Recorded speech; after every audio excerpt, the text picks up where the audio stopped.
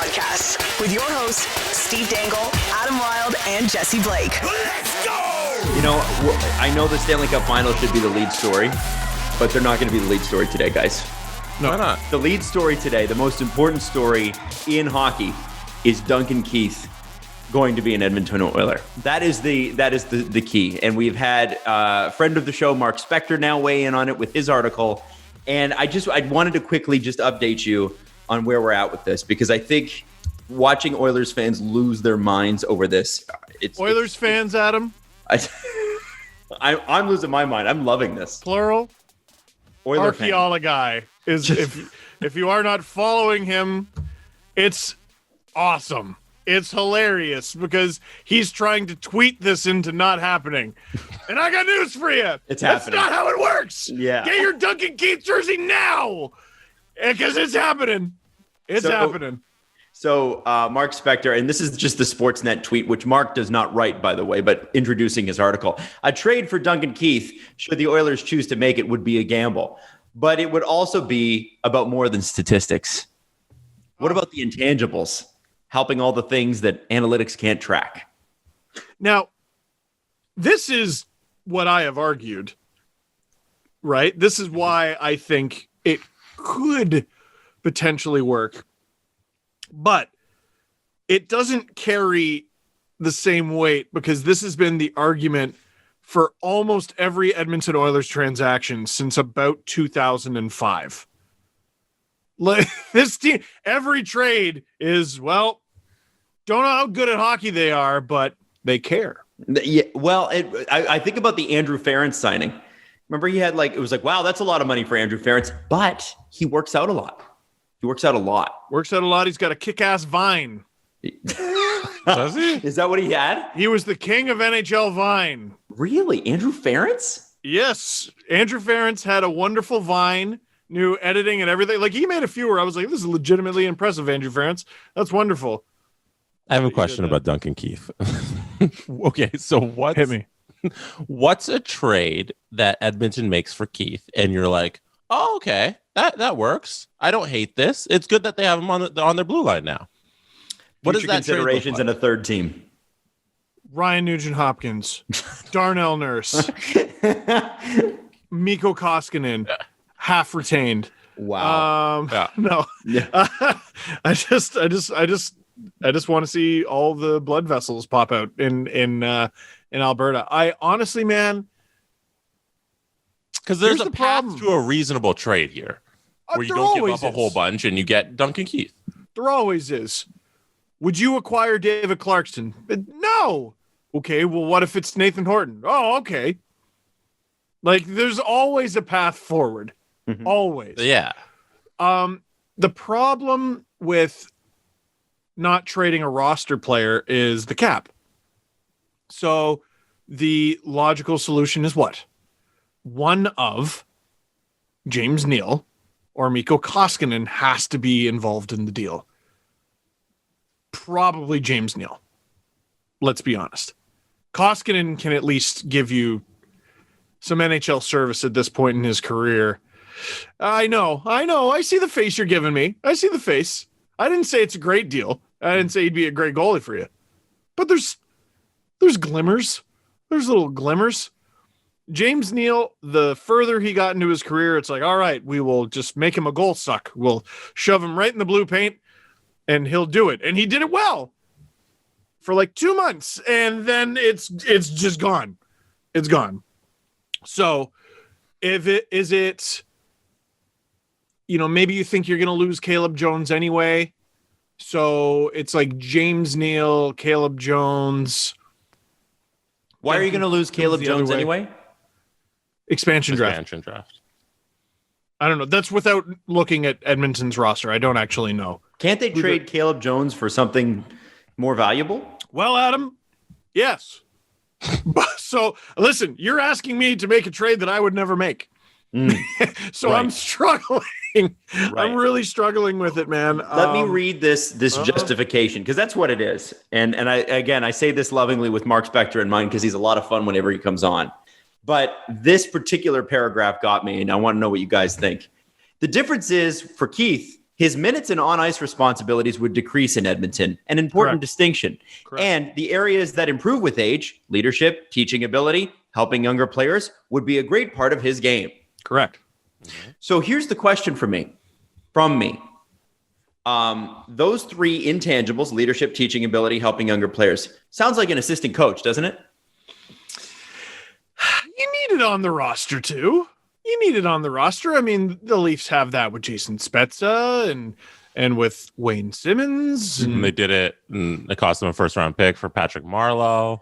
Yeah. Well, the whole point is to not have that happen, but yes, it did. Then there was that.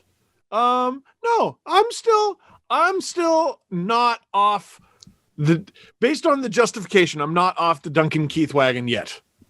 You're going to have to throw me off somehow. Mm-hmm. You're going to have to throw me off. Keep going and do your worst. Okay, so then I'm still on. Edmonton also holds all of the power here because they don't have to acquire Duncan Keith, and Chicago, it sounds like, has to trade him there. So if you have all of the power, you can probably find a way to get him and just have Duncan Keith on your roster without giving up very much. Okay, so let me ask you this. Okay. Spec in this article is saying on a second pairing with Adam Larson, we would like Keith's analytics much, much more than the ones he posted playing with Ian Mitchell, Adam Borquist, Connor Murphy this past season. I'm not. Somebody I'm also, not Adam convinced of Larson, who's not on the roster. He's right, because UFA. He's a UFA, but they're saying maybe they'll wait till after July 26th. Yeah, so we'll see if he actually is on the Oilers. So, but, okay. So, I mean, sure, okay, he can still skate. I guess he could still make a play, but in every appreciable statistic, we're talking about like ones that really, like we're talking about advanced stats and we're talking about just stats, which should be one and the same, but they're not. He has been on the decline for 5 straight years. Stephen Birch brought this up on Twitter today. 5 straight years. What is it about Edmonton that we've seen so far, and this is where my question comes in, where players that have been on the decline for 5 years turn back the clock and are 35 again, 34 again, 33 again, 32 again? This guy has incrementally gotten worse. This is what happens. Time is undefeated for the last 5 years. And Chicago is now not a good team anymore. Retooling, rebuilding, whatever you want to call them, that's fine. Then you bring him to the Oilers, who are sans their top 2 players, not a very good team at all. So you're literally trading one bad team for another. The only difference with this team is it has 2 monsters up front. And you're adding a piece who, how many wins above replacement would Duncan Keith really bring? They're hoping for magic beans, these guys. And that's been the game plan for years, is magic beans.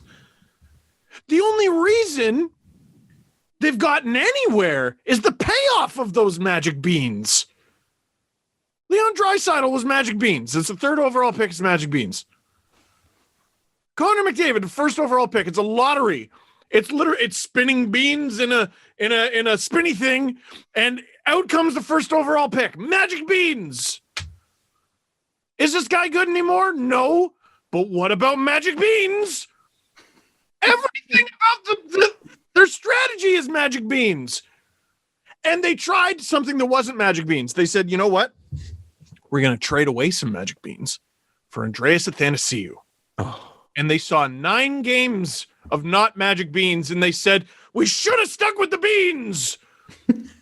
Beans forever. And Ken Holland gets on the microphone at the trade deadline, and he's like, well, you know what? We don't want to lose any more beans. We gave up too many beans last year.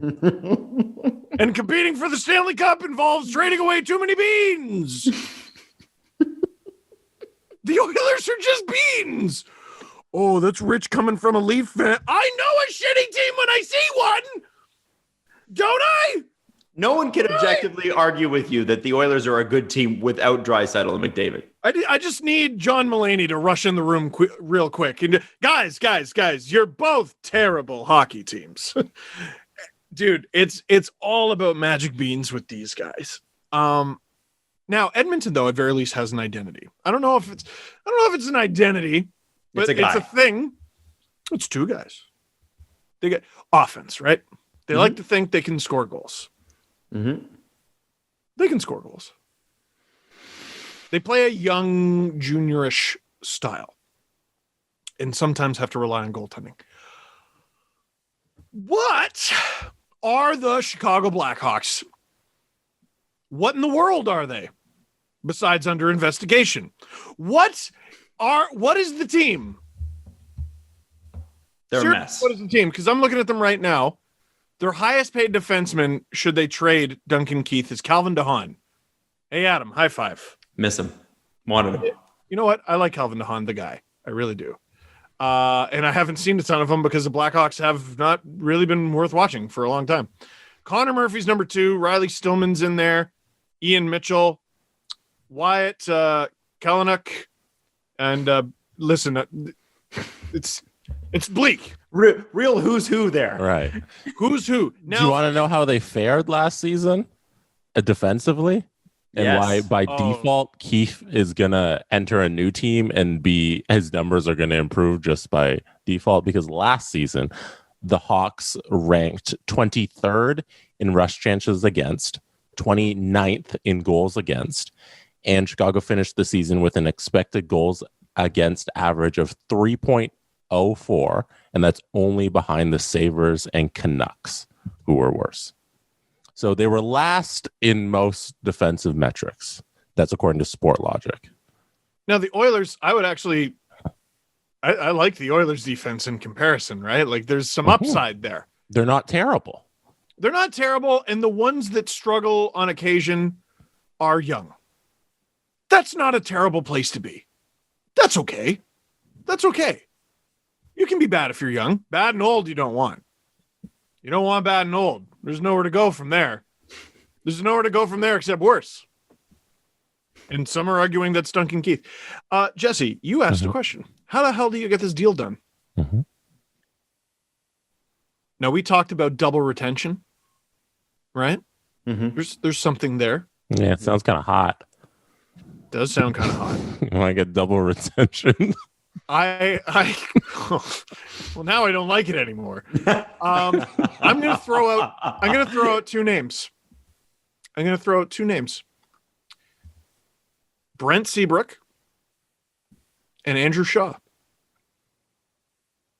Those are two players who are not going to play again. Mm-hmm. They're just cap hits, right? The cap hits. So what did the Leafs do at the deadline so that they could go over the cap a little bit? They acquired Riley Nash, kept him on LTIR, right? What did the Tampa Bay Lightning do? Had Nikita Kucherov. They had Nikita Kucherov, but they didn't stop there because even with Kucherov, they were still wildly over the cap. They acquired Marian Gaborik. Oh, right. Who is never going to play a game for them. Does he get a ring? He deserves one. If they win, he deserves one. Gosh darn it. Give him another. So if you acquire Brent Seabrook, that might be too rich. He's owed $6 million next season, then 5, then 4.5. That's a lot of money. But it's a $6.875 million cap hit. And he's got a no-move clause, which I don't know why he would refuse. He's probably not even going to be asked to report, maybe for a physical every year. There is a guy, though, who's got 1 year left, $3.9 million cap hit. If the Oilers pay his signing bonus, there's another $1 million off, and you'll only have another 1.9 to pay. Andrew Shaw. So you give me, let's say you half retain on Duncan Keith or you retain X percentage, and you give me Andrew Shaw, who I can then put on LTIR and I can, spend X amount of money. They would have to have enough to push them over the limit because, right, you can only use LTIR once you're over the amount of the cap. They won't have trouble getting there. You don't. Okay. No one will. As long as they have enough contracts on the books, then yeah, that would make sense. You can find a way to spend money. You can, there have been contracts in the past where players have been grossly overpaid because teams wanted to accomplish one thing or another. right, with the salary cap. So we got to get creative here. There's me getting creative, trying to make it make sense for the Edmonton Oilers. Now, do you want to get creative, though, or do you want to rely on magic beans? Let it ride with the beans. Hey, Duncan Keith could be anything. He could even be magic beans. He could even be Duncan Keith. He could even be Duncan Keith. From 2 years ago, which still wasn't adequate. Still doesn't improve them. The thing that gets me here is that we're getting creative and bringing in Andrew Shaw to accommodate Duncan Keith. We're not talking about Jack Eichel. We're talking about Duncan Keith. Yes, 3-time Stanley Cup winner. Yes, won the Conn Smythe Trophy. Yeah, he's probably got like 1 billion Norrises. I don't even know if he has or not. I don't really keep track. I don't know. But the point is, when you get creative with a player or a contract, you get creative with the player or a contract because they're Jack Eichel, because they're Alex Pietrangelo. It all comes because back they're the to bell why... of the ball, Steve. Yes. Not because they're a guy who was good half a decade ago. Adams, it all comes back to, why do you need to do this? Let Chicago sit in their shit for a little longer. Everybody helped them for years. And somebody's going to help Tampa Bay this year, you know it. He's got 2 Norrises, by the way. Okay, there you go. 2010, 2014. And a Conn Smythe. And a Conn Smythe 2015. I do got to say, like, that 2015 Conn Smythe is one of the more impressive Conn Smythes over the last long time. Like, you talk about a one-man army. Well, yeah, it was him basically playing all of his minutes and Kimmo Timonen's minutes. Oh, yeah. He's like 45 minutes a game. Kimmo Timonen's like, I dressed, and they're like, good, stay there. For a big chunk of the playoffs, they played 2 pairs. And then one of Oduya and Halmerson got hurt. I can't remember which one. Yep. And so they that was the whole conversation. I remember heading into the final. Tampa's got this new young scoring depth, and Chicago's got 3 defensemen, and they won. Anyway, yeah, I need this trade to happen now because we've talked about it too much for it not to. And don't you just want to see? I do want. Listen, I want to see how it gets done. And I do want to see Oilers Nation erupt. I do want to see that. Not because I want that for Oilers fans, but because they are quite funny about it when they do. It's a very sick sense of humor Oilers fans have. I would love to praise Ken Holland at the end of it. Hey, what a creative way.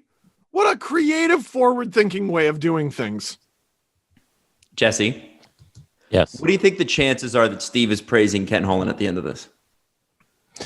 I think there is a situation where this deal, either it doesn't happen because there's too much around it, and then we praise Ken Holland for not doing it because it was too much of a media storm. So I will praise him for that. There is an avenue where Steve is praising him. And the other one would be that Chicago hands Edmonton Duncan Keith because they want to just send him there so badly.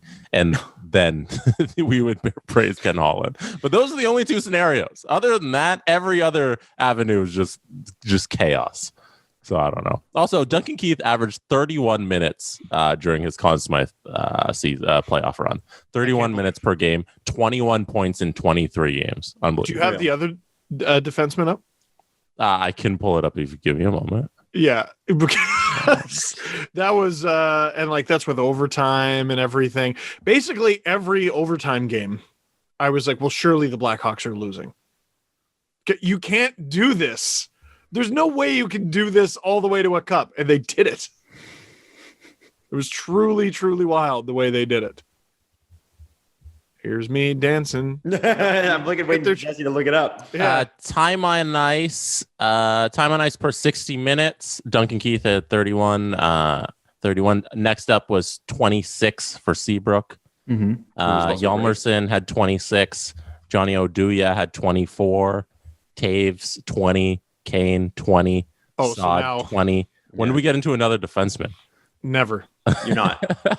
Summer's here and hotter days are just around the corner. Keep cool with the help of our friends at Manscaped, who just launched their 4th generation performance package, which includes the Lawnmower 4.0. That's right. You heard that right. 4.0. Complement your summer grooming routine with a trim from the leaders in male grooming. The sun is shining and calling your name, fellas. Join over 2 million people worldwide who trust Manscaped and get ready for the summer. You got to get Manscaped, and you can get 20% off plus free shipping with the code DANGLE, DANGLE. Just check that out. It's super easy. Now, here's the thing. First off, the new Performance Package 4.0 includes the Lawnmower 4.0, truly the GOAT of all men's body trimmers, and goats would know they're hairy. Their 4th generation trimmer features a cutting-edge ceramic blade to reduce grooming accidents thanks to advanced skin-safe technology. That's trademarked. The Lawnmower 4.0 also has a 7,000 RPM motor, a new multifunction on-off switch, which can engage a travel lock and gives you the ability to turn on a 4,000K LED spotlight so you can be a little bit more precise. And, you can put a little sunshine on it. You know what I'm saying? Did I mention the trimmer is waterproof too? So in the shower or in the sun, doesn't matter. Lawnmower 4.0 is the best trimmer for you. And like we said, get 20% off free shipping with the code DANGLE at manscaped.com. That's 20% off plus free shipping with the code DANGLE at manscaped.com. Stay fresh this summer and shine with Manscaped. Growing up, cereal is one of the best parts about being a kid. It was the bomb, but then you grow up and you realize, oh, it's full of sugar and junk and stuff that I probably shouldn't eat. What if I told you, because we're all trying to eat better, that you can, and it can be cereal, and it can be fun? We are talking about Magic Spoon, okay? So 0 grams of sugar, 13 to 14 grams of protein, and only net 4 grams of carbs in each serving. 140 calories a serving. That's it. It's keto-friendly, it's gluten-free, it's grain-free, it's soy-free, low-carb, GMO-free. You can build your own box or get a variety pack. Available flavors include cocoa, fruity, frosted, peanut butter, blueberry, cinnamon, all the ones you remember from being a kid that you loved so much. And if you go to magicspoon.com/SDP to grab your delicious meal, try it today. You can use that promo code and you get $5 off your first order. Again, that's magicspoon.com/SDP. And Magic Spoon is so confident in their product, it's backed with a 100% happiness guarantee. So if you don't like it for any reason, they will refund your money. No questions asked. One more time, magicspoon.com/SDP to save $5 off. If dreams of vacations and enjoying the fun of life are turning back into reality for you, don't let concerns about financial setbacks keep you from saying yes. Credit Karma helps keep your financial goals in check so you won't have to hit pause on the good times ahead. So here's the deal. Credit Karma's got game-changing technology that shows you tailored offers for credit cards and personal loans that you're more likely to be approved for, so you can apply with more confidence. They'll use your credit and other financial information to show you custom recommendations. And whether you want cash back or travel rewards or you to consolidate debt, Credit Karma can help you find the offers that fit your goals. And with a selection of options and approval odds, you have the power to make informed decisions. It's Credit Karma. Apply with confidence. Go to creditkarma.com/podcast to learn more and find offers tailored just for you. That's creditkarma.com/podcast, PODCAST, or you can see your offers at the Credit Karma app. So just download that. Apply with confidence today. Go to creditkarma.com/podcast or the Credit Karma app. Let's move on then to, guys, don't you ever call it Tampa Bay again. It's either Tampa St. Pete's or it's Tampa. The mayor of Tampa was hoping that the Lightning would lose on Monday night. And boy, did she get her wish. What was that? What was the first part of reference to? Well, we got a bunch of people saying it's not the mayor of Tampa Bay. It's the mayor of Tampa, city of Tampa. And then if you look at the whole thing, it's Tampa St. Petersburg, right? It's Tampa St. Pete's. So anyway. Cool. So Tampa Bay is playing Montreal tonight. Yeah, isn't that the name of the team? I know. But like with Vegas, we have lost the loss. So it's just the Vegas Golden Knights. So the Las Vegas Golden Knights should be playing the Tampa Bay Lightning right now, but they're not because they lost to the Montreal Canadiens. That's right. There. That's a sentence. That's there it is. Canadians pull it out in overtime. I honestly I have to say, like, in every appreciable category, Tampa won this game, except for the score, which is the one that matters. Outshot. Canadians were outshot, out-hit, sloppy with the puck, so 18 giveaways throughout the game. But two things I think went right. First off, you have the post 3 different times. Nikita Kucherov hitting a post with 3 minutes left to win the Stanley Cup. That's the cup. That's the cup. That's literally why you're still in this series. And number 2, the invisible man, except for when he's not, Josh Anderson. Yeah. When Josh Anderson is on, he is unstoppable. That's 1 in every 4 games. Do we owe Mr. Jeff an apology. Who's Mr. Jeff? Jeff Ducharme. Do we owe him an apology? Because the new line, the Anderson, he didn't play well. The new lines he put together played well. You know, it's Caulfield had a really hard time getting into the series. Yes, he did. And game 4 was by far his loudest, and that line was gone. Nick Suzuki was a threat, and Josh Anderson looked like Josh Anderson. That's not a depth player, man. It's not a depth player, and that's how he's been used a lot of the time. And it's difficult for him to get on the board playing those depth minutes, I think. It's one thing if he's on like a battering ram line, like what was it? Was it him, Stahl, and Perry? Yeah, I don't know. I didn't get that. I didn't understand that line. Yeah, but no, I think he needs to be. That's a great fit for him. It's a great fit for him. Make a little room. He's got to be noticeable. You can see exactly why he got the contract he did. He's tantalizing. Like if you're an NHL GM, you see, however many shifts a game, it's a low percentage. But you see what he's capable of in a single shift. Oh, my God. He's amazing. How do you not whip your entire wallet at that man's forehead? But we just haven't seen it enough. Here's Montreal's problem. Anderson's averaged one of those games a series. And he's had one. What did I tell you? It's like 1 in every 4 games. He's like that. He needs – guess what? We need 4 straight. It's going to be hard, but it's doable. Now we only need 3 straight. Do we have the lines? Because Anderson, Suzuki, Caulfield that was what worked. That was buzzing. And it's staying together. And even Romanoff, he scored last night, right? You put him in the lineup, you get a goal out of a guy you just insert there. That's great. I still don't agree with taking out Kotkaniemi because he's literally your leading goal scorer at even strength. I watched Eric Stahl because of what Steve said on the last podcast, Jesse. And I was like, he's right.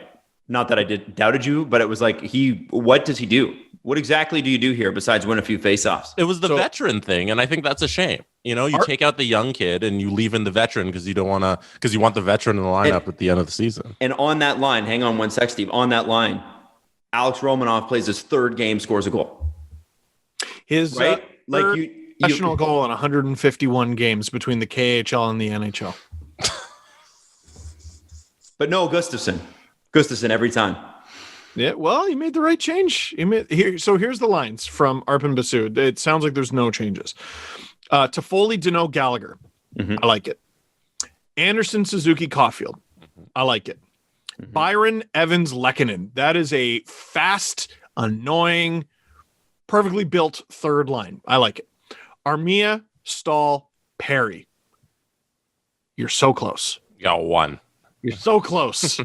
I'd like Kotkaniemi in there in place of Stahl.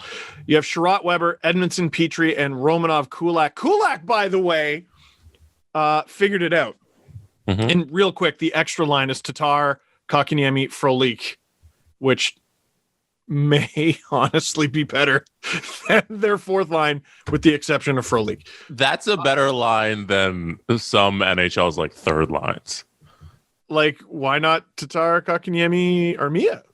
Kotkaniemi, Tatar, Perry. Anyway, Kulak figured it out. Tampa was unreal. They're so good at defending the offensive blue line. How's Montreal supposed to get anything accomplished they can't get out of their own zone? They're so annoying. And Kulak took a split second to be like, okay, they're picking off every pass. What if I just don't do that? And he took it for a little bit of a skate, and they get it deep, and it doesn't work the first time, but then they get it back in, and that led to the first goal. That Suzuki amazing pass to Anderson. Which was the 2nd shot of the game for Montreal. 2nd shot and 4th shot attempt. Yeah. The Tampa Bay started off the game 8-0 in shots. And then it was 10-1 before Montreal got their 2nd shot on goal. Montreal charges out of the blue line, neutral zone takeaway, back in their zone. Montreal charges out the blue line, neutral zone takeaway, back into their zone. Tampa was just flying in that first 20 minutes. Most underrated defensive team in the league. Oh yeah. Because it's the 3rd thing you talk about when it comes to them. They're unreal. They're unreal. What did you think of John Cooper's comments? Like, what should we have done differently? Hit fewer posts, I guess. I think he's right. Yeah, what do you fix about that team? It was great. You go in, you go, that's hockey, guys. Let's get ready for game 5 in front of 18,000 of our own fans screaming our names. I tell you what. Montreal won despite themselves. Yes. Thank you. Josh Anderson was very, very good. Very, very good. But again, you can't count on Josh Anderson to be very, very good every game. You can't even count on Josh Anderson to be good every other game. So, and that's the truth. This is a guy who's making over $5 million and scored less points than Spezza this year. But like we don't come on. It's out of respect because you know what him in top form looks like. You expect, you want that. He's paid like he plays that like that every game, right? And listen, for everyone, all the Montreal fans who are going to say, "Oh, Mitch Marner, Matthews, blah blah blah." Yeah, man, agree, completely agree. Everyone's given them such an easy time. No, they've had it's been great for them. It's been super great for them, and we haven't told them to delete anything. Shh, don't tell them. We don't want to hurt their feelings. Ridiculous. Stop making it about that. The reality is, Josh Anderson needs to be like that every game. Yes, he does. Now, I tell you what, though, can I be a silly goose for a moment? Sure, please. Tampa loses this game, they are in deep shit. They lose this game, they are in such deep shit. Because it's the Montreal Canadiens. A lot of rules don't seem to apply to them. They're the most history-rich team. They have such a unique fan base that talks about them with this reverence. The way a chef talks about food. You ever watch one of those shows? You hear a chef talk about food, and it's like they're in love with it. Yep. They're in this. Oh my goodness! The way Guy Fieri talks about burgers, it's cheese, meat, and bacon, and some tomatoes, and every time he's got something else to say about it. They come up with different adjectives and everything, and that's the magic around this team. And they win Game 4 at home in overtime. Oh, and all of a sudden they're coming to your building. If you can't close it out there, that's a problem. I do have a stat from Sportsnet Stats. I loved this stat. I don't know if I trust it. Give it. Let's hear it. Sorry. Roger Sportsnet Stats. Okay. All right. Yeah. Montreal is the 28th team to ever be down 3-0 in a Stanley Cup Final. So before them, there were 27. 20 of those 27 teams got swept. What happened to the other 7? 4 of them lost in 5. That can still happen. One team has ever lost in 6. That was the 2012 Devils, who looked like they might actually come back against the Kings, by the way, until Steve Bernier took a very silly goose 5-minute major early in Game 6, and then they got run over. 1945 Red Wings, they forced 7. Lose. 1942 Leafs, the only team still in NHL history to be down 3-0 in a Stanley Cup Final and win it. And there's something about the parade of Leafs humiliations that makes me be like, oh God, the Habs are about to take away the only thing Leaf fans have to cling on to. They're about to take it away from us. They're about to take it away. But that doesn't change the fact that the Habs need to become the first team since the Second World War to erase a 3-0 deficit in the Stanley Cup Final. No, Steve. Yesterday around 5:50 p.m. Eastern time, I turned on the television. Well, I turned it on before that, but around that time, I was watching Tim McAuliffe, Steve Dangle, Julian McKenzie, and Nick Alberga talk about this stat here. And I saw Steve have that same reaction on national television. And it hurt a little because I said internally, Steve, your brain is broken. That's not going to happen. The Canadiens aren't coming back. And that's a ridiculous way to think that this has anything to do with the history of the Toronto Maple Leafs. And I'm so sorry for your broken Leafs brain, but you have to lose to, even if Tampa loses tonight, before this series, I believe you and I both predicted Tampa in 6. And in order to win in 6, you have to lose 2 games. So why don't we not overreact to them losing 2 games? Because before the series, you predicted that they would lose 2 games. So, and they haven't even done that yet. So I think they'll probably win tonight. And if they lose tonight, don't overreact. I just imagine the tease heading into Game 7. Like it's gonna start with the mayor. It's gonna start with the mayor. Win Game 5 first. And it's gonna start with the mayor. And she wanted a chance for them to win it at home, and now they can lose it. It's such a good. There's just sound bites, man. There's sound bites. The Raptors were down 2-0, getting their asses kicked by the Milwaukee Bucks, and then Kawhi goes going back to Toronto for Game 3. And in that moment, I was just like, "Oh, they're about to win the championship." Like I was, or at very least, I thought they were about to beat the Bucks. Like there was something about that moment where I was just like, "Oh, everything's going to be fine. They're going to be fine." What do you think the series is over? What are you going to say when they lose tonight? It's going to be hilarious because if you listen to the show, like a couple hours after it comes out, they might have you might be watching the Tampa Bay Lightning. You might be watching them skate around the ice with the cup right now. Yeah. I got a question. Just on a different subject for a moment, other than superstition and the Leafs sucking. Something reasonable? Adam? Yeah, here's a reasonable question. Can Steven Stamkos play hockey anymore, or is he just there for the power play? Whoa! What? Do you see Steven Stamkos much other than the power play? Is my question. Is he hurt? Like I'm not asking in a way that's like fuck Steven Stamkos. I'm serious. Like is that why they have him out? He must be hurt.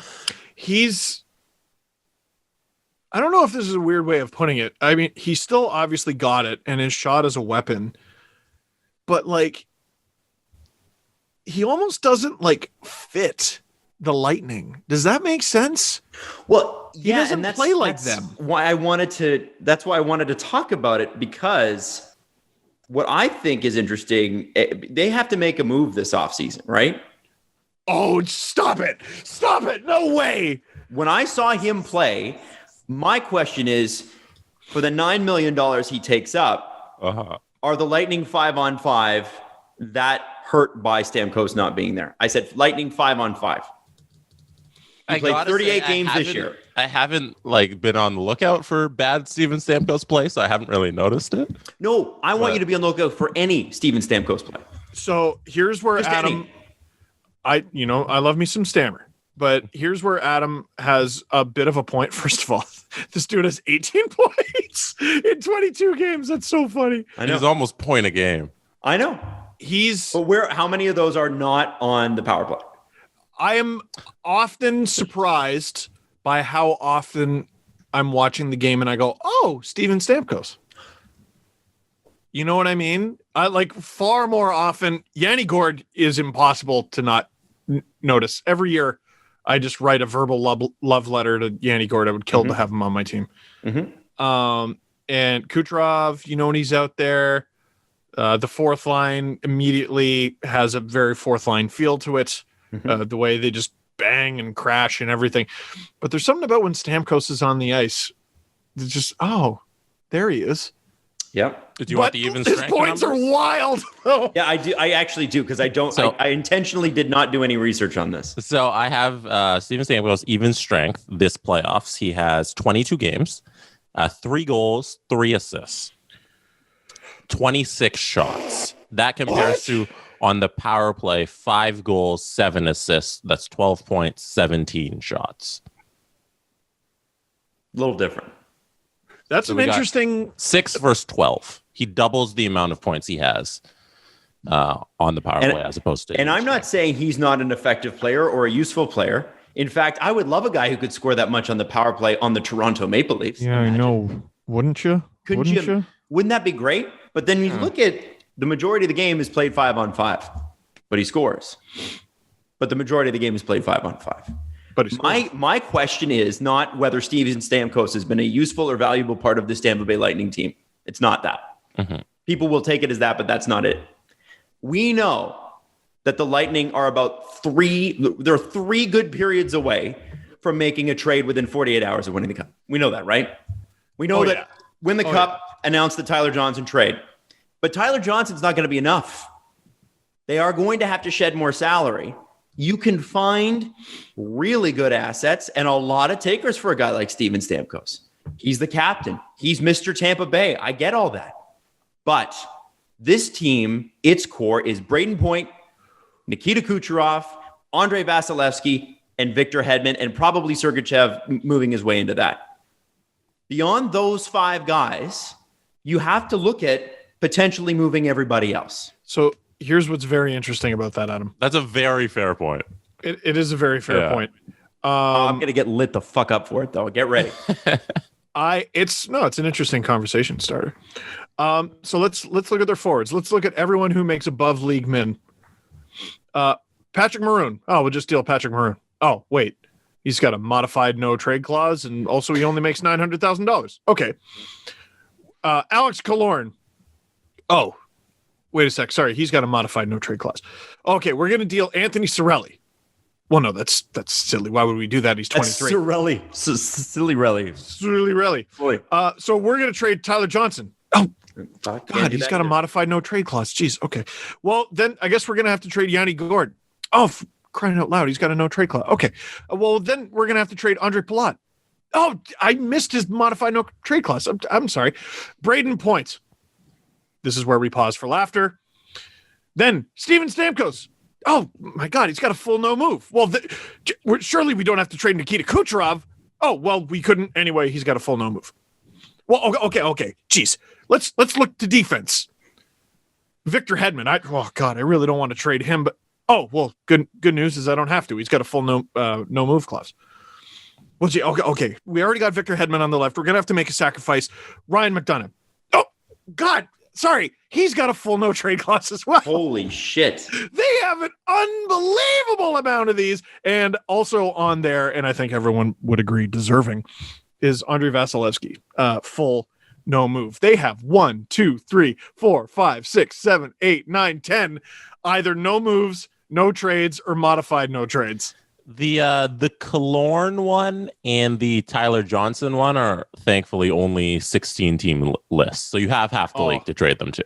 Thankfully. I think Tyler Johnson's, it must have changed again, Jesse, because I thought there was an 8 or 9 team list this year, and I guess it expands this year. You would be correct. It did change halfway through his contract and a couple weeks ago. So from July 1st, 2018 until June 15th, 2021, it was a full no trade clause. And then on June 15th of this year, it kicked into a 20 team no trade list until the end of the contract. That's pretty cool. So you got 11, 12 teams. Here's my prediction. If Tampa Bay wins the Stanley Cup tonight, there will be at least one player on the Lightning who's not actually on the Lightning anymore. They're already done. Yeah, they've made the trade. They've made the trade. They just haven't filed the paperwork. It's done. And if this season isn't the offseason for Stamkos to get moved, and you can understand why, you could think that it might be next. Like, is Steven Stamkos a Lightning player in the next 18 months? I have serious question marks. It's, man. What's your captain? Getting old sucks. Yeah, but Victor Hedman could be your captain. It's true. It's unreal. Steve Yzerman was the Detroit captain, and then, oh man, they only had to pass it to Nicholas Lidstrom. Bummer, dude. Yeah, man. That's it's a wild thing to think about, but it's probably not even the most wild trade proposal we've talked about on this episode. So, yeah, if Duncan Keith can get traded, like that should be the new. Well, Wayne Gretzky got traded. It should be Duncan Keith got traded. It's the other way. Wow, that's fucking crazy in the cap world. Really, you really do need a law degree to break down trades these days. You do. I hate it. You do. I do want to mention too, in watching the Tampa Bay Lightning, and this is full credit to them and their coaching staff. And I'm going to say this again and again and again until the Leafs get it. When you have weapons from the point, they have a system set up, and you can see the play, the Victor Hedman slap shot on the power play. You've seen it. A couple times it's led to a goal. And all he does is keep it low, and it's like a laser beam. Someone tips it, it goes through Carey Price's glove, except sometimes it hits him in the chest or whatever. But every single time, within 3 seconds of that face-off, they win the face-off, Winger gets it, throws it back to Hedman, uncovered, shot at the net, and it goes through. It usually hits Price. Usually. When can we expect that in Toronto? When can we expect to have a defenseman? Listen, this is a nice thing to actually ask about, because in Toronto for the longest time, what we were asking for was defensemen, just any guy who could shut down a play.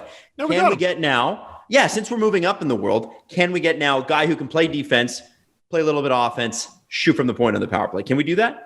You move Morgan Rielly to get the next guy. He's more. The more I think about it, the more it makes sense, right? But here's the problem with Toronto. We know this management group is very smart, but they are kind of dumb about the guys they love.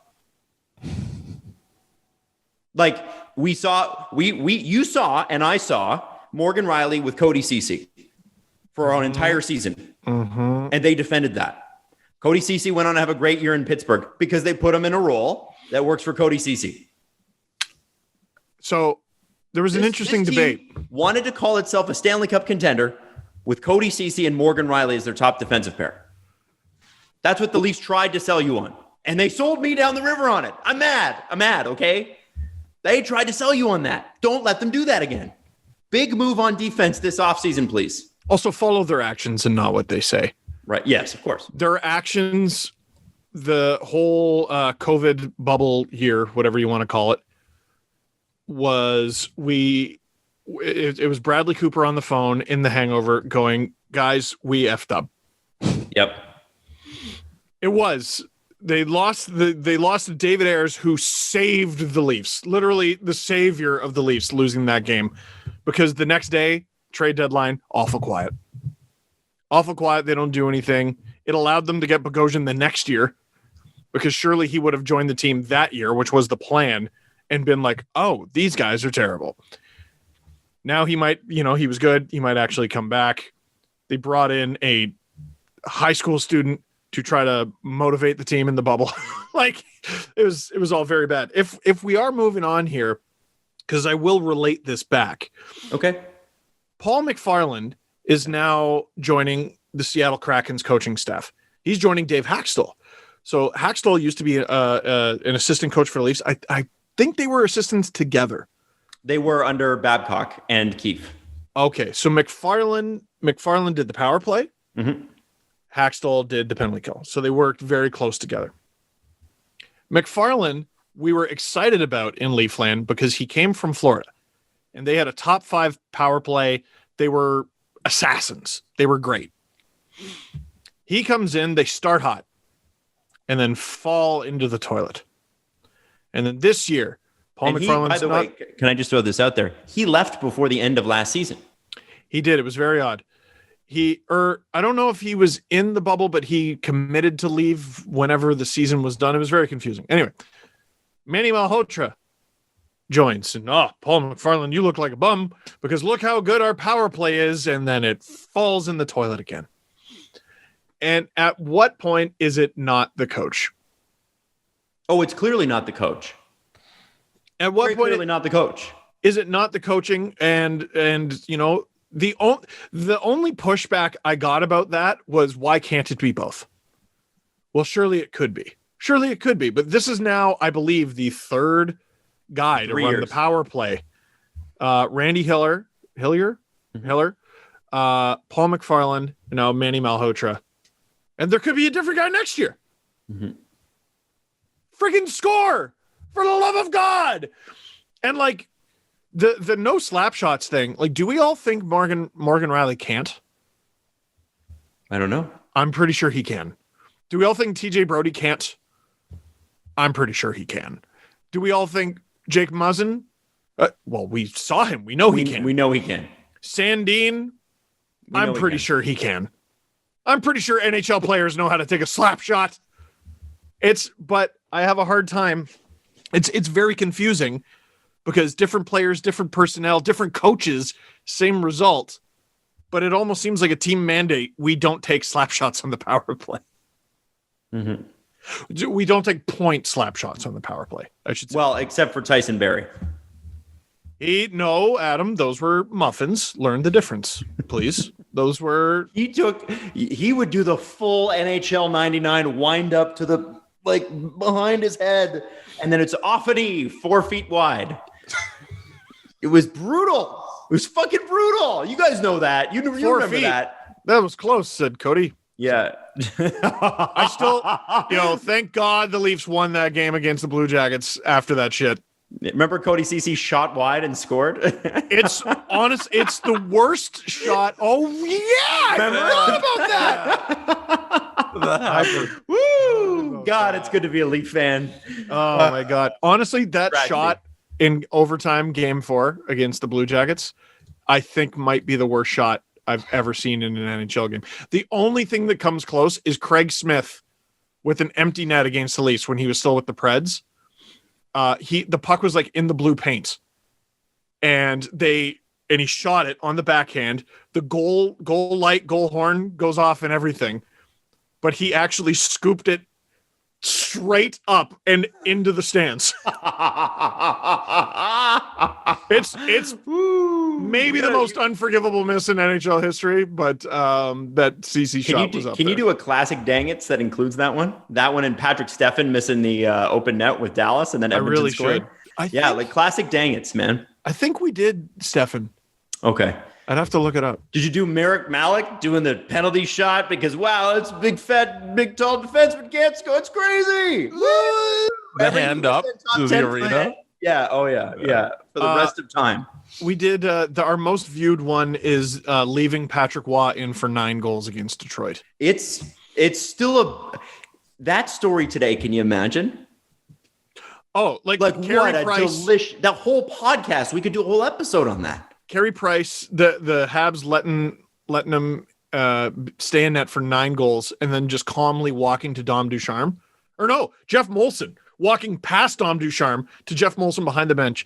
I am no longer on the Habs. And just sitting down. That happened. That happened in real life. The best goalie in the world, arguably, literally quit on the bench because there was no glass. and like 18 months previous to that, had won a cup with the team. Like, it wasn't that long before. It was like mid-90, what is that, 94, 95 that happened? And they got traded for Jose Theodore when the Avs took over. Like, I mean, like, it wasn't long. They were going nowhere fast and had just signed a radio host to be their head coach. And he, Did? Mario Tremblay had played with Waugh when Waugh was a younger man. They were teammates. He had an NHL pedigree. He didn't really have any coaching experience. He was like on the radio or something. And so the Habs brought him in and he decided to... What? Oh, yeah. This and is like the Leafs being like, hey, Jeff O'Neill is our new head coach. Yeah. Yep. You know what? And it's like, yeah, Would he be was pretty elite, entertaining. but like... I would like that. Yeah. Ex-Leaf radio host, bring him in. Why not? Why not? Why not? So, Jays did that too. And he left Waugh in for 9 and stared him down. And Waugh goes, and Waugh... Like, why? Why did he stare him down? It's the number 1, 2, and 3 fuck around and find out moment in NHL history. Yeah. And Patrick Waugh. Do we know why though? Was there a rivalry brewing there between coach and player? I'm sure it's been written about 100 times, you know? Yeah. Like, I can't remember, but we just don't know. Does Mario Tremblay, is he allowed to show his face in Montreal ever? I think he's still on the radio. I guess so. That's talk about a plan B situation. Is plan A is head coach. Make one of the worst coaching mistakes in NHL history. All right, radio it is. And history repeats itself. Patrick Waugh wins the Jack Adams, becomes one of the worst coaches in NHL history after that, and never coaches again. And he just said, it's not for me. It's not for me. I just won the top award. That was it. The Jays did that with Buck Martinez too. He was he was a player, but I don't believe he had managed much. And then they made him the manager. And I think after Cito Gaston was fired in the late 90s, early 2000s, he managed well. We just didn't have any good players. Buck did a decent job. Yeah, I thought he did. So it can work. He knows the game, but I think it's a little different with baseball. Anyway, long story short, Mario Tremblay. So this is just straight from the Wikipedia page. Tremblay regularly mocked Waugh's English speaking abilities. Waugh was a frequent target of Tremblay during the latter's sports radio career. The two had almost come to blows in two incidents in 1995, one at a Long Island coffee shop before Tremblay was announced as a coach, and after Tremblay allegedly fired a shot at Waugh's throat during practice. Why did they hire him? And then Why did they hire him? And then after that is the December 22nd incident in 1995 where he allowed the 9 goals. Why did they hire him? Who the fuck was running the team? Oh my God. What a clown show. The arrogance of that. That's outrageous. It's so bad. It's so bad. I covered that trade at length because I had to break it down. It was like a dang it / trade tree that I did, breaking down that incident and the trade that came of it. And then the reason I haven't done that trade individually as a trade tree is because it's actually part of the Eric Lindros trade tree. Oh, okay. The players the Avalanche got as a result of the Lindros trade in the early 90s are staggering. Yeah. They got Peter Forsberg as a result. They got Claude Lemieux, Adam Deadmarsh, Claude Lemieux, I think Alex Tanguay, Rob Blake, Theron Fleury, who didn't win a cup with them, but was a monster with them in the very short amount of time that he was with them. It directly ties to the Matt Sundin to the Leafs trade. It's huge. There's a reason that video is over 40 minutes long. I think there has to be, by the way, this is revisionist history, but we should do revisionist NHL history every once in a while. Why not? There's an argument to be made that the Colorado Avalanche still win the cup in 1996 if two things don't happen. They don't trade Mats and they don't trade Eric. So if Lindros had agreed to play because he didn't like the owner and the owner turned out to be not a great guy of the Nordiques, and if they don't trade Mats, tell me what team with Matt Sundin and Eric Lindros in their young prime is able, like, who's going to stop that? And Jocelyn Thibault. And you know who else was there? Is Joe Sakic. Oh my God. Jocelyn Thibault was a good goalie, but like he was never Patrick Waugh. I think the meanest thing about that trade is they included a goalie. Yeah. Now you're the guy who follows up Patrick Waugh forever. He was tied to that forever. And if you actually go and look at his NHL career, he wasn't really bad. But he was always the guy who was traded for Patrick Waugh. It's so shitty. It's such a shitty situation. Yeah. Yep. The GM at the time, too, had only been doing the job for 40 days and faced a lot of criticism for making the trade instead of trying to resolve the tension between Waugh and Tremblay. Fire the coach. Yeah. Fire the coach. And you know what? Not enough is made too. We don't talk about this because a lot is made of that Canadiens 93 run. And a lot should be made of that. The last cup in Canada, if that means anything to you. Really doesn't bother me or interest me very much. I don't know if it makes me a bad Canadian. I just don't care. It's irrelevant. Teams, okay, so it's just a made up thing, right? For cities, not countries. Thank you. I appreciate that. It's Canada with its small man syndrome coming out again. What was the thing that Gene Simmons said about Canada? It's like, so someone's like, what do you think about Canada? He's like, I think it's great, but can you stop asking? Like, can you just feel confident in what you are? Like, it's weird. It's weird. We'll take that. We'll put that in the small pile of correct Gene Simmons takes. Yes. But he was right. He was right. He was right there. A lot of bad calls after. I think not enough is made about the, I don't want to call it the dissemination of talent, the loss of talent after the 93 run that Montreal went through. I mean, two of those guys became major players on the Flyers that went to the Cup like 3-4 years later, Desjardins and Leclerc. And you had Chris Chelios, and you had you had Vinny Damphus, and you had they had all these incredible players. Kirk Muller?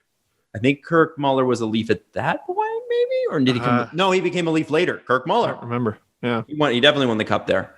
That team there's got to be 8 or 9 Hall of Famers on it. It was quite good. And should have, if you look at the team, like I'll look at the 1993 roster, 1993 that's Stanley Cup. Strombo in his tenure at Sportsnet, there was one thing we talked about. He's like, are you one of those Leaf fans who thinks if it wasn't for the Gretzky high stick, the Leafs would have won the Cup in 93? And I went, oh, no. He's like, good, because they wouldn't have. No, they wouldn't have. He's like, that guy's Habs fan through and through. And like, it's true. It's true. Like, as feel good as that team was, they were not beating Patrick Roy's Montreal Canadiens in 1993. So you've got Danfus, Muller, Brian Bellows, Stefan Lebeau, who people forget about, but had 80 points in 71 games that year. Mike Keane, Denny Savard, right? Gilbert Dion. I don't remember Gilbert, but he played pretty well. Eric Desjardins, Matthew Schneider, John Leclerc, Patrice Brisebois, JJ Dandino, Gary Lehman, Kevin Haller, and then like Guy Carbonneau, who I believe is in the Lyle Odeline, future Columbus Blue Jackets captain, Todd Ewan, Brian Scrudlin, who was a good sort of depth player. I remember Brian Scrudlin. Rob Ramage played 3 games for them, and then you had Patrick Roy and Andre Racia. I don't even know. Who cares who the backup goalie was? But yeah, like you've got Racia. I don't know. Anyway, Patrick Roy. Yeah, you've got some pretty good players there. That was a damn good team. Really, really good team. And it's funny that we sort of sit there and think trade key. There's a trade key here. That we don't talk enough about the amount of players they lost. It's more than Patrick Roy. I don't know how you lose John. I think they lost John Leclerc maybe to free agency because the dollar was bad. But you lost some really, really good talent after that series was over, and I don't think we've talked enough about that. That should have been a multi-year run for them. He was so good too. Like you go and look at his hockey DB, you see his numbers not do so hot in Montreal for like a little bit. He really wasn't actually that spectacular for Colorado in the regular season that year. Was a god in the playoffs and basically gave them great goaltending for the rest of his career. Here's the rest of his career after that season. 923, 916, 917, 914, 913, 925, 920. And that was the second half of his career. He was good. Patrick Roy, man. Anyway, wow. This is not a rabbit hole I expected us to go down today. No. Okay, so let's keep moving here. Then we've got so this is an interesting one. If you're Eric Lindros and it's 1991, I am moving us on here, by the way. If you're Eric Lindros, it's 1991. You're the can't miss guy of the draft, and you know the team you're going to is a mess, and you hate the owner. And I'm not saying that in this particular case, this is exactly how things are going. Team's a mess. Don't like the owner. Don't like the direction of the team. What do? Well, you do as Eric Lindros does, and you don't put on the jersey, and you refuse to play for the team and force them to trade you. Now, that was back then when you could come into the NHL and make like $5 or $6 million right off the bat. There were rookie salaries that were higher than guys that had been there for 6 or 7 years. There was no restrictions. You're Owen Power. This draft is a crapshoot, which everybody knows. People are looking at it like, man, we're not really sure. We're just going to guess. But we know you're good. So I would argue that makes, if I'm Owen Power, my value's just skyrocketed because I'm the most sure thing of a thing, which is the draft, which is not a sure thing ever. But I'm the most sure thing of this draft. So I arguably a more valuable first round pick than most years because most years people will be like, well, I feel like we could get a guy with comparable talent at 15. This year we just don't know. And I know there are rankings and that sort of thing, but to say that we're on the same level as we were 2 years ago is a lie. We're not. We don't know. We just don't know as much.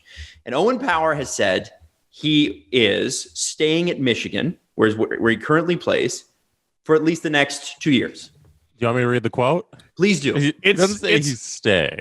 I want everyone to pay very close attention to the wording. Okay. So when asked about it, he says, I wouldn't say I'm committed to going back to school. I mean, I'm probably leading towards it right now. I think it would be pretty special just actually going to class and not doing it online. Just being able to do stuff other than go to the rink and home, I think would be something that I would like to do. And if you remember this pandemic that we're in, Owen Power never got to experience his first year of university. He went to school at the University of Michigan, and he literally just played hockey and did all his classes online. So that's his reasoning for that. What do you guys take away from that? Don't take me first. Owen Power does not want to go to the Buffalo Sabres. It's open-ended.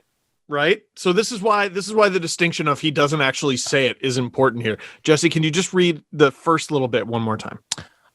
I wouldn't say I'm committed to going back to school. I mean, I'm probably leaning towards it right now. Because you're going to go number one, kid. He doesn't want to go to the Buffalo Sabres. Now, Owen Power, hold on, Steve. I just want to put this into context. He would rather study and do homework than make $1 million. Okay, he's not doing. He would rather study and do homework. He's not doing any studying or homework. Than make $1 million for 3 years. Then go to Buffalo. And you know who can't blame him? Anyone. Well, it's Buffalo? basically, I don't know if I'm ready to play first line in the show yet. Because, like, bro. You know what I do if I'm Kevin Adams? I trade that pick for something valuable that someone is actually going to come play for me. Because even if they draft him, and even if he decides to sign, let's say he signs, we have a player who doesn't want to be here, which goes along with our entire team of players who don't want to be here, which include a previous second overall pick, excuse me. What does Buffalo need more than players who actually want to be there? Players. Like, that's a tough one. The other, here's the thing. Here's the distinction from 1991, though, in simply trading the pick, simply picking him and then trading him. Mm-hmm. The guy who went number 2 was Pat Falloon. You know what I mean? Like, good. Pat Falloon was good. It's He not was a Eric 50-point Lindros. player, 60-point player. It's not Eric Lindros. No. It's tough. You look at this draft because 3 was Scott Niedermayer, Oh, could have been the Leafs. Scott LaChance, Aaron Ward, Peter Forsberg. There are some very, very, very good players later in that round. 15th overall was Alex Kovalev. Next pick was Marcus Naslund. Holy shit. This is pretty good. This year, because it's such a crapshoot, I think what Owen Power is hoping for, or at very least his counsel, I think what they're hoping for is the Sabres simply pass. And they'll take someone else first overall. This happens in the OHL all the time. Yeah. Where a guy goes first overall and we make a big deal of it, but they really were like the 6th or 7th ranked player because the team that has the first overall pick, all the players ahead of them use their leverage to be like, do not pick me. I don't want to come. Yeah, or a guy goes, 22nd overall, 23rd overall? And you're like, how did that happen? And it's always London. Weird, right? It's so strange. How do they manage that? They must, you know what? It's crazy. I don't know how to get it. There's a few teams who always get lucky in that regard. It's weird. You know what? They're head of amateur scouting. Yeah. I guess that would be amateur scouting. You can't put a price on Hockey Minds. There's no analytic for Hockey Minds. True. No one would ever say that they're all talking to each other and it's a little bit rigged. But anyways. Oh, that's ridiculous. How dare you? The Sabres could get away with it too, just by being like, hey, we already drafted Darlene. We don't need another number 1 overall defenseman. Yeah, fuck that. Who needs talent? Am I right? Let's take a forward instead of Owen Power. Let's take Mason McTavish or whoever is projected to go second, or Kent Johnson, I think is the other guy. Here's the thing. Owen Power, Jesse, doesn't want to get Rasmus Ristolainen or Rasmus Dahlin. He wants to be a great player. I think Rasmus Dahlin is actually going to be a great player for someone else one day. He is very good. You know, Owen Power last year, well, he played at U of Michigan this year, but the year before he played for the Chicago Steel of the USHL, which is essentially the USHL farm team of the Toronto Maple Leafs. So he's going to go to the Leafs. I don't know if you know this or not. Owen Power, future Leaf, called it. Save this clip. It's a very interesting strategy from the kid. Mm-hmm. Kevin Adams has such a hard job. He has such a hard job. And you know what's crazy? This is not even close to his top priority. But they did make a couple hires over the weekend, which was good. Elliot Friedman tweeted about, they hired, I forget what they hired, but Elliot Friedman tweeted about, he's like, interesting developments out of Buffalo. And then they mentioned the 2 people they hired. And then Elliot wrote, or then somebody replied, why is this interesting? And I thought maybe it's interesting because they hired someone. Usually when you hear about Buffalo, they're firing people. So they just need players for God's sake. The people working for them for God's sake. But these are very good hires. I'm not gonna lie, I don't know a ton about Jason Nightingale, who is now the assistant director of amateur scouting. Hey, scouting! That's pretty neat. High five. But interesting hire by Buffalo. Sam Ventura from Pittsburgh as its VP of hockey strategy and research. So this is them dipping deeper into analytics. Sam Ventura has a Stanley Cup ring with at least one Stanley Cup ring. He might have two with the Pittsburgh Penguins. I'm not gonna lie, I don't know enough about Jason Nightingale, but they have two new people working for them. Isn't that neat? Isn't that great? That's a great start. That's good news for Sabres fans. How often do we say that on this show? Good news. And I think the analytics community made a big deal of Sam Ventura because he headed up the Pittsburgh department. And then when they reshuffled everything, he was kind of a free agent now, and Buffalo jumped on him. And they also hired Jason Karmanos earlier, who was also from the Pittsburgh organization. So they've been building some solid front office hires, which is nice to see. Is Jason Karmanos the same guy, the same Karmanos family that used to own the Hurricanes? I believe this is one of the kids who sued their dad. No. There's no way. Really? Didn't we talk about this on the show? We did, but I'm not sure if it was it the kids or the grandkids? Is it the same person? I don't know. It is the same family. We should maybe make sure of that. Yeah. Maybe don't throw that out there. His dad is Peter Karmanos. Okay. Yeah. Right. So some of the kids, what we understand, sued Peter Karmanos. I don't know if Jason was involved in the lawsuit. You're right. I don't know either. Peter Karmanos sued by his adult sons. This is from J.C. Rendell, Detroit Free Press. The lawsuit, this is just an excerpt, third paragraph. The lawsuit was filed last week by the stock partnership against Karmanos 73 in Oakland County Circuit Court. The three sons in the partnership are Peter Karmanos III, Nick Karmanos, and Jason Karmanos, who are from Karmanos' first marriage to Barbara Ann Karmanos. Okay. So that would be the same Karmanos. Unless he's got two sons named Jason. Jason and Jason the second junior. The third. Okay. So that's all right. Okay. Well, now we've made a few siblings, actually. Hey, is hockey insular? I don't know. A little bit. I'm not listen. I'm not saying he doesn't deserve it, but is hockey a little insular? Yeah, just a little. I'm not criticizing the move. I'm just simply stating the minority owner of another team, and his son is in this organization. He knows this guy. So weird. Like, Jesus. So it's weird. A thing. It sure is. It sure is a thing. Now, very little club you can't get into. So I do want to quickly mention this. Rory Boyland, Sportsnet writer, put 7 spots that Jack Eichel could end up in: Minnesota, LA, Columbus, Anaheim, New York Rangers, Vegas, and Philly.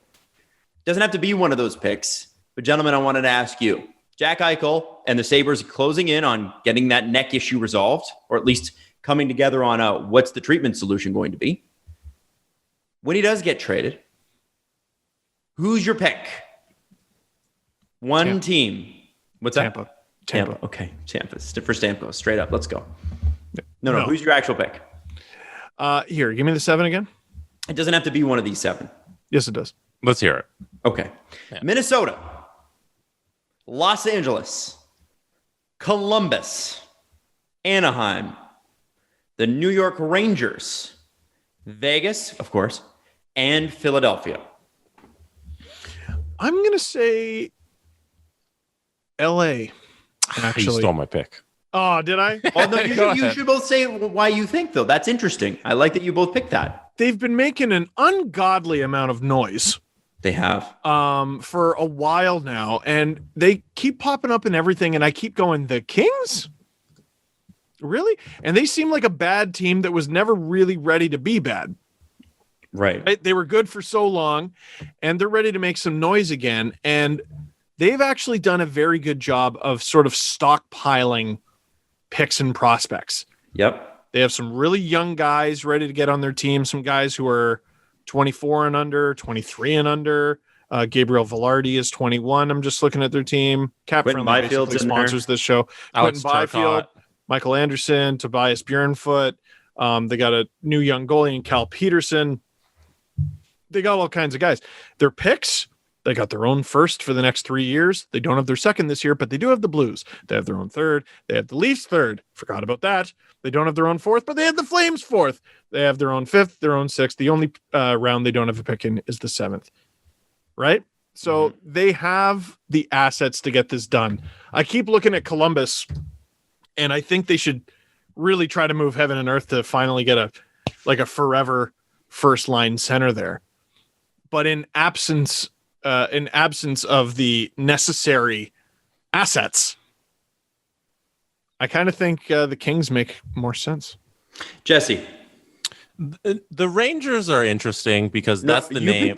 But you picked the Kings. Oh, I 100% pick the Kings as my first pick for every single reason that Steve just stated. Perfect. So instead of regurgitating that, I'm going to say that the Rangers are interesting because of they've been in this conversation for so long. And usually when something is that is building under, that there's usually some truth to it. And I think they also have the assets, just like Steve said. And if you're willing to part with one of their big goalies, they have two of them. They have Georgiev and they have Shesterkin. And if you put one of those guys in the deal, it makes the deal a lot easier for Buffalo because you can say, hey, we got a goalie forever. They're one of them. They're both 25. They're young. The contract's going to be super cheap. So it makes the Eichel deal a lot easier because you're getting in return for a star player, a star goaltender. So the Rangers are very interesting to me, but my pick would be probably the Kings out of that list. This is a great conversation, I think, if you're a Sabres fan, because we're actually talking about who has the assets to get this done rather than who needs him. It's Jack Eichel. Who needs him? Everyone. He's great. He's an amazing player, but the Kings have the assets to get this done, and so do the Rangers. I think, and I have said Rangers from the beginning, but the more we talk about the Sabres, I think Steve brings up a really good point, which refutes his LA Kings pick, which is they're going to go get a bunch of young players. We mentioned Turcotte, Byfield. Who else was there that you mentioned? There was, I forget. Velarde, yeah. A bunch of young players. What do the Sabres need? Players of any kind. Right. But players that can play regular minutes at the NHL level without being traumatized, right? Well, you see, because you bring in a young player, too young, without the proper support system, what happens? They don't do so good. But here's the thing. Jack Eichel makes $10 million. So the Kings are going to have to give up someone. Well, so Kings or Rangers or whoever. This is why I'm going with Philadelphia. Are you saying Giroux? I'm not saying Giroux. Okay. I still want Giroux to be a Senator. We learned our lesson. I'm not saying Giroux. I am saying that if you are Buffalo, you're looking at a few names that might be very interesting to you that can fill out a roster. Travis Konechny is a name that comes up in trade talks all the time. Mm-hmm. Nolan Patrick is a first overall pick, I think. Second overall pick. Yep. So is Jack Eichel, a little bit different, but you can at least make the argument we got a high round pick back that matters to GMs and it matters to people, fans. The other guy I think would be interesting, and I think that's why you're going to get two roster players and a pick out of this. I think they're going to get a first round pick, at least one. And I think if you got Konechny, Gostisbehere, if you got a Patrick, yeah, but Gostisbehere is bad now. Right, right. But he can play NHL minutes, and he's got a year left on his deal, and he's got to prove it. He's got $4.5 million to be paid this year. If he doesn't prove it, then you can cut him loose, and they're loath to spend money. But he's a guy that can play in your top four if you're a bad team. If you're not a great NHL team, Shane Gostisbehere is a fine option at 3-4. What are we going to do on this show? They need a little magic beans, and they need a little scoring and a little at least can hang. They need everything. What are we going to do? What are we going to do on this show when the Sabres trade Eichel for a second, third, and a guy who was picked in the fourth round 4 years ago? And the Leafs would be like, yeah, we didn't want him. We couldn't get it done, Yeah, we're gonna really get done. We weren't in on it. We didn't explore that. Didn't even call. No. We're gonna go to Foligno and trade 18 first round picks and do that deal instead. Mm-hmm. I'm really never gonna forgive them. I don't blame you, Steve. I don't blame say you. it every show. It's my love for them. Every time you bring them up, it just clear and nothing happens. We have mentioned them a couple times, guys, but I have to say the Leafs news this offseason has been suspiciously quiet. Yeah, there's been none. The only thing we've heard is the Darren Dreger report that Freddie Anderson thinks he's worth $5 million plus. Yeah, and they re-signed Spezza, and Wayne Simmons. That's been it. 3 stories. Yeah. It's quiet. Good. Leave me alone for a while. The Philly, just looking at their cap friendly, they definitely have the money to fill up that $10 million. Like, they have a lot of big contracts that they can just ship out. Mm-hmm. It's interesting. Mm-hmm. Mm-hmm. Anyway, let's do the press conference. The Presser SDP. Adam, we teased this last episode. Did you prepare? I did. All right. This is from @ChaserWing. Okay. They want you to do an Adam's History Corner on this question. Would you rather be a Japanese soldier on Iwo Jima or a Russian soldier in Stalingrad? Pick one and explain your reasoning. So here's the thing. These are both 2 of the worst battlefields in history for both the winners and the losers. The Russian soldier in Stalingrad wins the battle ultimately. But we always ask, at what cost? The cost was pretty huge, pretty crazy. I think the battle went on for more than a year. And Iwo Jima is a little different because it was all quiet, except for like a couple of weeks, and all hell broke loose. So we'll start with Stalingrad because it's more famous in Europe. Iwo Jima, obviously more famous in America. Stalingrad is a massive city that is like an industrial heartland city, which is why Joseph Stalin decided to name the city after him. I forget what it was called before and what it's called now, but there's it's right on the Volga River, I believe. I'll look it up. Stalin. So he basically takes the city, renames it, right? Because they've got a Leningrad and they've got a Stalingrad. And so, it's the city that's supposed to be the ideal Soviet city, industrial, hardworking, everybody's on the same page, rah, we're communists, and everybody's the same except for like 100,000 people that aren't. They're way, way, way, way above. It used to be Volgograd. Right. So it's right on the river. And when Operation Barbarossa happens, one of the things that the Germans want to do, what the German generals want to do, is bypass certain city centers in Russia, because you have to remember Russia's so big, the expanses are so vast, that oftentimes it really doesn't make sense to take a city. A lot of times it just makes sense to pass it by. Why? And this is something they developed in World War I as well with trench warfare. Why am I stopping the whole line to take out that one machine gun entrenchment when we can just keep going and we'll take out the next trench and then they're isolated and then we'll throw a couple grenades in and it'll be over? And that's what they used to do. And it was actually the Germans in the spring 1918 offensive that did that. So on a bigger level, the German army commanders are saying, let's just bypass it. We'll cut it off. They won't be able to eat and they'll surrender, which is likely what would have happened. But Hitler looks at this from a political perspective and goes, okay, so we didn't get Moscow because I'm an idiot and turned our forces away when we were like 50 kilometers away from Moscow. They could have got Moscow. They didn't get Moscow.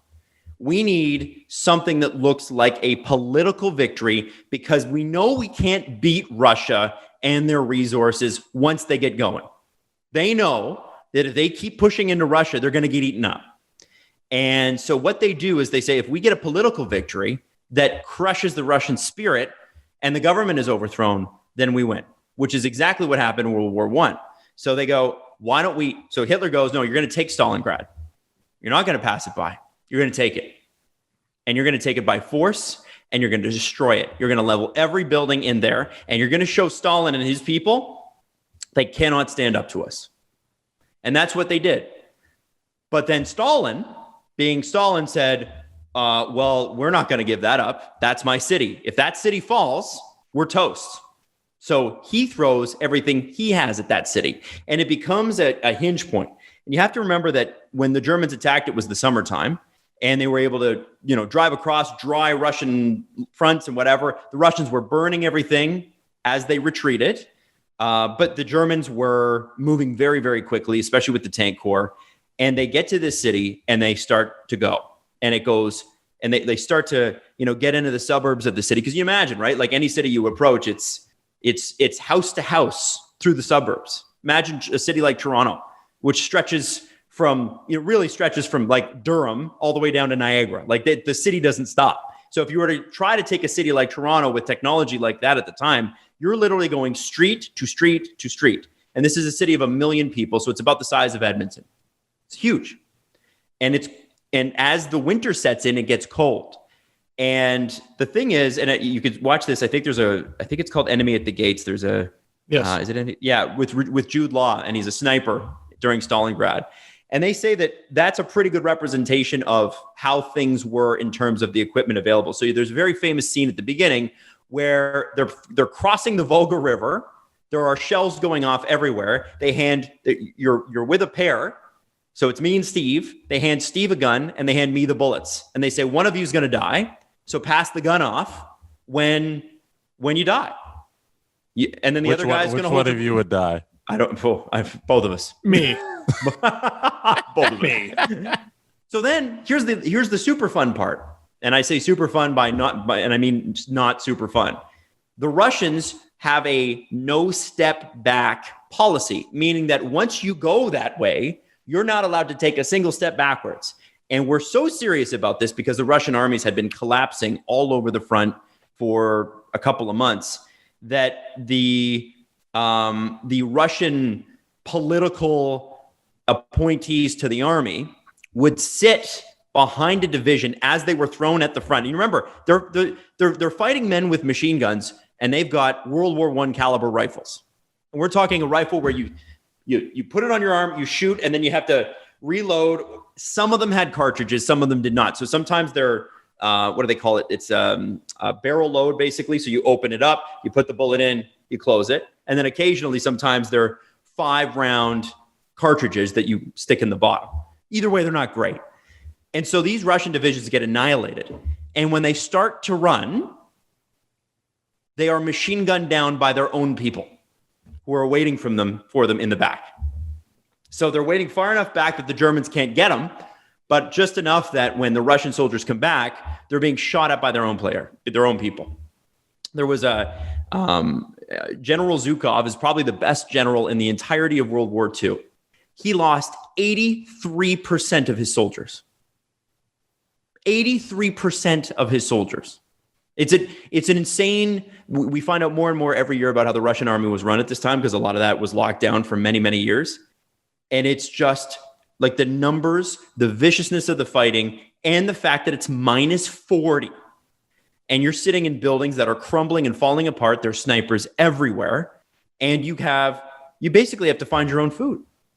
Like, they don't have supplies. They're not going to help you. You're supposed to sacrifice for the country, for communism, for the worldwide revolution that's about to happen, that they keep talking about. And so there's that. Then there's Iwo Jima, island in the South Pacific, not particularly important today, but at the time, if you take an island like Iwo Jima, you can bomb mainland Japan. It's very important. And they have these super bombers, these super fortresses that were never even used in Europe, they're so new and cutting edge at the time. No one's ever seen anything like them.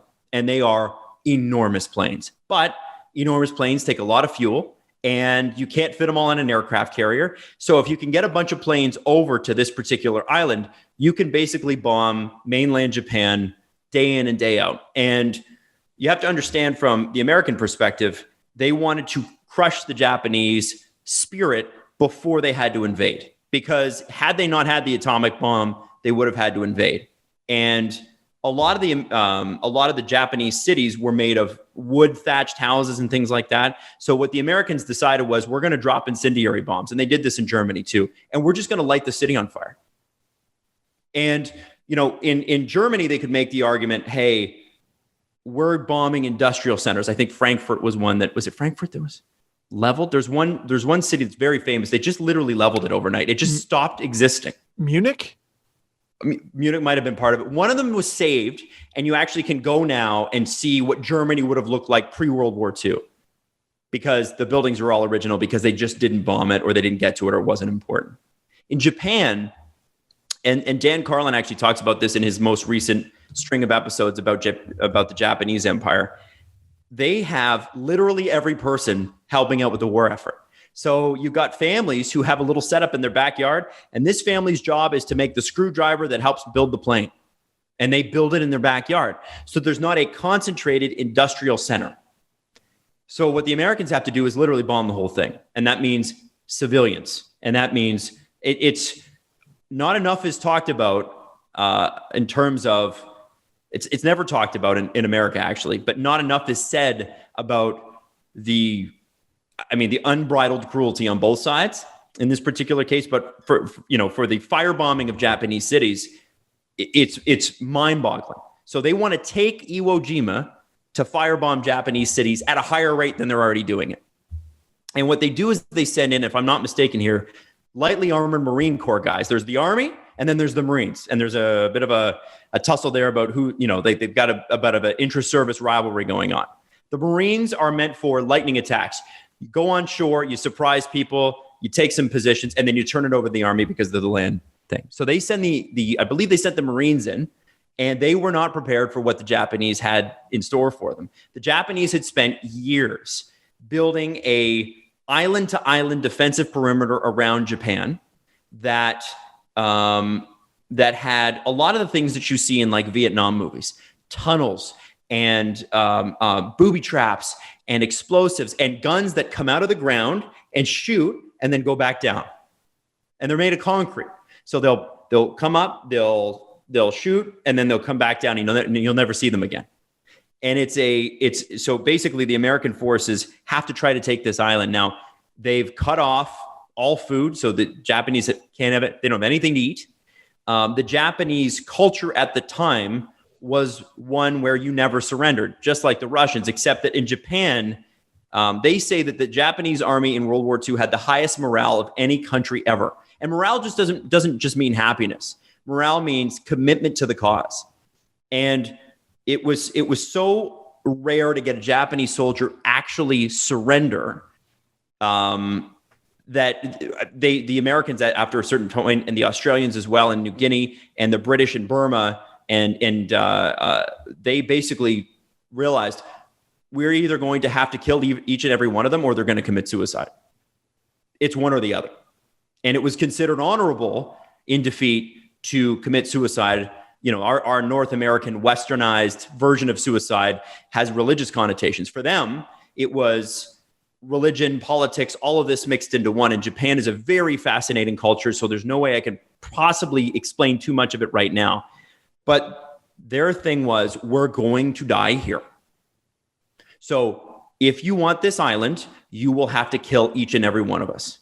And that's what they had to do. And we're talking like, imagine you go into a tunnel. I don't know, are you guys claustrophobic at all? Not really. Okay, so imagine you go into a tunnel, and the only way you can get around in this tunnel is you can crawl. It's the only thing you can do. Yeah, no, thank you, no. And then you know that an enemy on the other side, you want to go home. You know the war is over. You know Japan's defeated. At this point, Japan's done. We know it's just a matter of time. So you're not really going, I'm going to push 100% for this because my country's thing's on the line. No, your country's going to be fine. You know that. And you got to go headfirst into a tunnel that you've never seen before, that's not lit, and you're going to go fight a guy hand to hand. Bro. That's what they did. And it was like, I think the entirety of the battle at Iwo Jima was a week's Jima battle. I want to make sure that I got that right. The German photo that I think you're thinking of, by the way, is the bombing of Dresden. Bombing of Dresden, that's it. Frankfurt was the one that was saved. Dresden was the one that was leveled. Iwo Jima lasted about 6 weeks. And it was boiling hot. We're talking about just rock on the surface. These are volcanic islands. Black rock on the surface. And it basically, it would heat up to like 50 degrees. And then below the surface, you have the Japanese army covered by rock so the shells won't hit them. And you have to take each of these tunnels out man to man. It's an unbelievably terrible circumstance for both the Japanese and the Americans. If I'm going to take anything, if we're talking about war and we're talking about where you'd rather be, first off, no place. I would never want to be involved in any conflict, and these two in particular are terrible. But I'll take the Japanese side here on this one because, frankly, if I'm gonna go, I'd rather go quick. If you're in Stalingrad and it's That's cold, your reasoning? yeah. If I'm gonna go, because you're not gonna survive either, right? You're not gonna survive either battle. The options aren't great. No, the options suck. Quicker, certain death. I will take quicker, certain death all day. And it's funny because there's actually an argument to be made that the more horrible you make war, the faster it goes, which means it makes it more humanitarian. It's one of the odd sort of questions that could never be answered, things that historians grapple with all the time. But if I am a soldier and I'm a nobody and the island's cut off, I'll take that because at least it's hot. It's very hot, but I'll take hot over cold any day. And I would rather go quickly. I don't want it to be some slow, painful, traumatic, shitty way to go. And so, I mean, both are shitty. I'm taking Iwo Jima. That's the reason why. I hope I explained that properly. I mean, you weren't left with very good options. No, you weren't. So, how's this? We don't do that again. How about we don't go there again? Yeah. You know what I mean? Like, let's just not, as the world, let's just not go back there. It's a bad time. Adam, we had a follow-up question from Marcus Braun. Have you been on your paddleboard this summer? I have not. That might be the most aggressive shift we've ever had on the show. Steve, have you taken your kayak out this summer? No. Where is your kayak currently? Yeah. You don't Far own away. It's not yours. At least I pass mine every day and feel guilty about it. You East of Gananoque. Just stop thinking about it. So it's better. What I'm doing is better. It is better. It's objectively better. All right, tweet us. Which one would you rather be, Steve's kayak or Adam's paddleboard? If you had to go to war with one water instrument, would it be Adam's paddleboard or Steve's kayak? Ooh. So, I mean, instinct says kayak over paddleboard. Here's the problem: mine's bright yellow. I see. If we're going head to head, Steve, the only reason I like the kayak for if the battle goes beyond one hit, but if I'm able to jump onto your kayak and flip you, I win, right? But I got to hit it in that first strike. If I don't hit it in that first strike, I'm basically toast. I hate this. I know. This is terrible. Oh, my God. We just war gamed a kayak versus a paddleboard. That's great. It's like that stupid show, Who Would Win, a gorilla or a Komodo dragon? I remember on that. stilts. Discovery Channel ran 800 of those within a week, just milking that concept. And it led to so many poorly edited YouTube thumbnails. There used to be there was a show called Predator Top 10, and it would just be the top horrible 10 name predators with the top 10 predators with the deadliest bites, and then it was an hour long, and they'd have a segment on each of the 10. And it was pew, pew, pew, pew, pew. I think I'm done here. Yeah. Anyway. I watched I recently watched that dude who intentionally got himself stung by the world's most painful stings. Oh yeah. And he worked his way. He knew what the most painful was, and he worked his way up to it. And by the time before I even got to the worst one, his reactions were all virtually the same. Basically, this sucks. And I'm just watching it with, sir, you don't need to be doing this. Someone should buy him an Xbox. Go play GTA or something. Stop. Just don't do that. Never heard of Netflix? They got some shows on there. Never heard of it. Let's watch that. Sit down. All right. Well, that's it for us today. We will be back on Friday because believe it or not, it's been a week since I didn't know what day it was. It's been. There you go. So we will see you on Friday. We love you, and we will talk to you soon.